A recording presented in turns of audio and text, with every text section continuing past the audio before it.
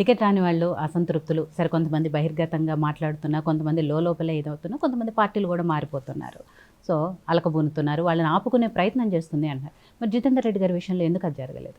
జితేందర్ రెడ్డి గారు ఆయన ఏమి పాత అంటే ఆయన నేను వచ్చిన తర్వాతనే జితేందర్ రెడ్డి గారు వచ్చారు పార్టీలోకి. సో నేను లాస్ట్ టైం 19లో జాయిన్ అయిన తర్వాత జితేందర్ రెడ్డి గారు టీఆర్ఎస్ పార్టీలో ఉన్నారు. వారు టీఆర్ఎస్ పార్టీలో అప్పుడు ఎంపీగా ఉన్నారు.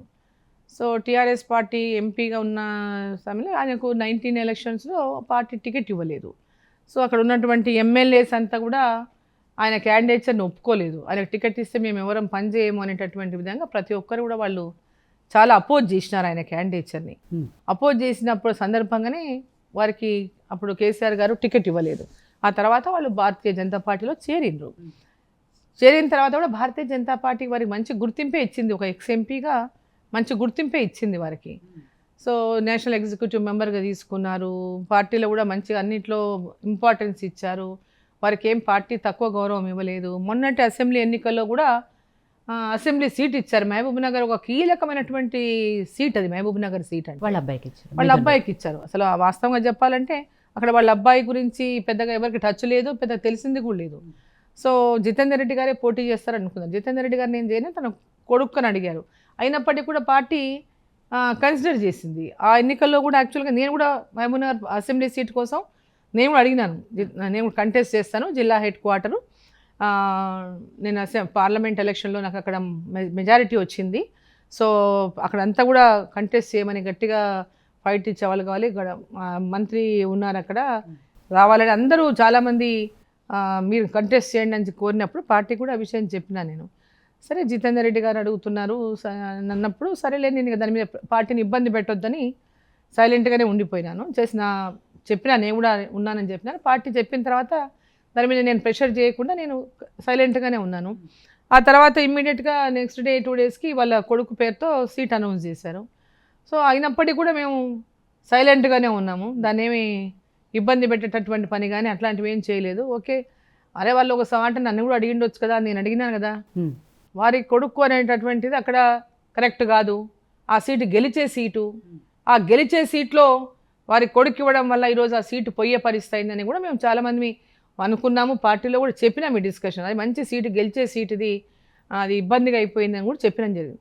సో అవతల ఏంటంటే ఇద్దరు, అవతల ఒక ఎక్స్ఎమ్మెల్యే కంటెస్ట్ చేస్తున్నాడు అంతకుముందు అక్కడ ప్రాంతంలో ఉండి కాంగ్రెస్ పార్టీ నుంచి, అక్కడ మినిస్టర్గా ఉన్నాడు. కాబట్టి అప్పుడు ఈ అబ్బాయి కొత్త కాబట్టి అంత పోటీ ఇవ్వలేకపోవచ్చు అనేటటువంటి విధంగా. అయినప్పటికీ పార్టీ ఆయన గౌరవించి ఆయన కొడుకు టికెట్ ఇచ్చింది. అందరూ పనిచేశారు, పార్టీ క్యాడర్ అంతా పూర్తిగా పనిచేశారు వారికి. సరే ఓటమి గెలుపులు అనేటివి సహజం అనుకోండి. పార్టీ వారిని ఎక్కడ కూడా తక్కువ చేయలేదు. పార్టీ పూర్తిగా ఇంపార్టెన్స్ ఇచ్చింది. పార్లమెంట్లో సీట్ ఇవ్వలేదు అని ఆ రోజే నన్ను ఎక్కడి నుంచైనా పోటీ అక్కడ వాళ్ళ కొడుకు ఇచ్చిన తర్వాత నన్ను వేరే ఎక్కడి నుంచైనా మీరు ఏ సీట్ అయినా అడగమని చెప్పారు. ఏ సీట్లో మీరు ఎక్కడ కావాలంటే అక్కడ మీరు చెప్పండి ఎక్కడ నిలబడతామన్నా ఓకే అంటే నేను కంటెస్ట్ చేయనని చెప్పా. నేను చెయ్యను, నేను పార్లమెంట్కి చేస్తానని చెప్పినా నేను ఆ రోజు. సో పార్లమెంట్కి చేస్తాను, అసెంబ్లీకి చేయనని చెప్పాను. పార్లమెంట్కు నాకు అవకాశం ఇచ్చారు. సో లాస్ట్ టైం కూడా నేను కంటెస్ట్ చేసిన, చాలా తక్కువ ఓట్లతో ఓడిపోయినా. అప్పుడు 15 రోజులే టైం నాకు. సో చాలా తక్కువ సమయంలో అన్ని ఓట్లు వచ్చినాయి. అప్పుడు మోదీ గారి ఇంతగా వేవ్ కూడా లేదు, భారతీయ జనతా పార్టీ ఇంత స్ట్రాంగ్ కూడా లేదు అది. అయినప్పటికీ మంచి ఓట్లు సంపాదించినాము. సో ఆ ప్రాంతంలో ఒక గుర్తింపు ఉన్నటువంటి వ్యక్తిగా ప్రతి గ్రామంలో ఉన్నటువంటి సంబంధాలే కానీ గుర్తింపు కారణాలతో అనేక అక్కడ గెలుపు అవకాశాలు ఎక్కువ ఎవరికి ఉంటాయనేటటువంటి అనేక సర్వేలు చేసి పార్టీ నిర్ణయాలు తీసుకుంది. సో దాని తర్వాత వాళ్ళు పార్టీ మారిపోయినారు. సో కేవలం తనకి సీట్ ఇవ్వలేదు అంతే, వేరే ఏం లేదు. ఓన్లీ సీట్ ఇవ్వలేదనే కారణం చేతనే పోయారు.